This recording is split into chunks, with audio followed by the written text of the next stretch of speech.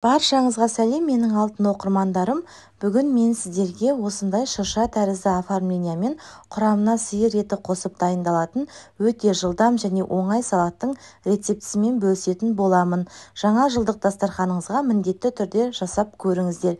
Ең алдымен піскен сиырдың етін ұсақтап төртбұрыштап турап ыдысымызға салып аламын. Барлық қажетті ингредиенттердің мөлшерін видеоның астындағы описание бөліміне жазып қалдырамын.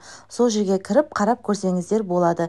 Және де ол жерде басқа да салаттардың, түрлі торттардың рецептісін қалдырамын. Міндетті түрде кіріп қарап көріңіздер. Және де каналға тіркелмеген болсаңыздар, осы каналдың өсуіне, дамуына өз үлесіңізді қосып, каналға тіркелуді ұмытпаңыздар.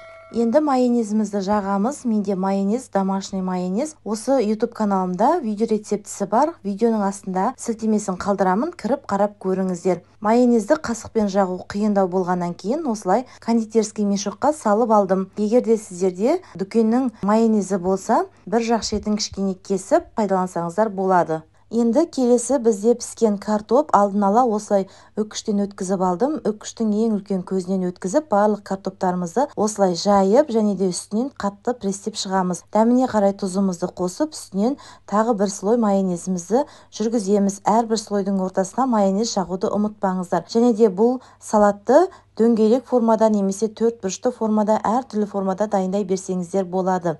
Және де ең астына бірінші картошкасын, ортасына етті салсаңыздар да болады. Енді піскен картопымызды үккіштен өткізіп, барлығын осылай престеп қойып, оның үстіне дәміне қарай тұзымызды және де майонезімізді жағып шығамыз. Және де бұл салатты үйдегі бар ингредиенттермен алмастырып жасасаңыздар да болады. Жұмыртқа немесе сыр қоссаңыздар да болады. Енді келесі біз қызылшамызды қосамыз. Қызылшамызды да үккіштен өткізіп алдын ала дайындап алдым. Барлығын осылай үстіне ақырындап жағып, бір келкі форма жасап аламыз. Достар, менің каналымда салаттардың бұдан да басқа түрлі рецептері бар. Міндетті түрде кіріп қарап көріңіздер.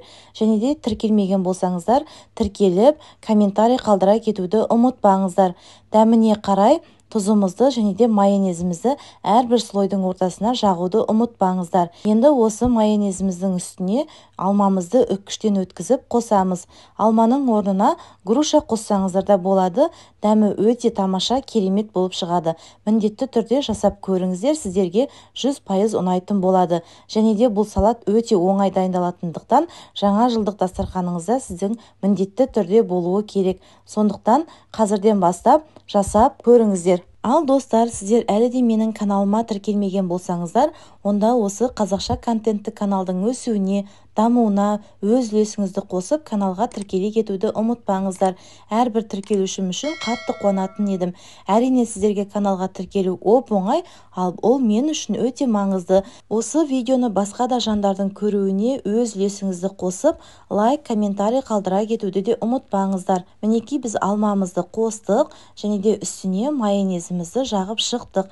Енді әсемдеу үшін мен осылай кивиді пайдаланып жатырмын. Дөңгелектеп турап, ортасынан бір бөліп оформление жасайтын боламыз. Оформленияны укроппен жасасаңыздар да болады, бірақ та кивимен өте дәмді болып шығады. Міндетті түрде жасап көріңіздер, сіздерге 100% ұнайтын болады. Өте дәмді, тойымды салаттардың қатарына жатады, және де қонақтарыңызды таң қалдырып, осындай шыршаның формасында жасап көріңіздер. Енді шыршаның ойыншықтарын мен осындай мейізбен және де қызылшамен оформление жасап шықтым. Сәбізбен немесе басқа да көкөністермен оформление жасасаңыздар да болады. Шеттеріне осылай укропты қойып қойдым.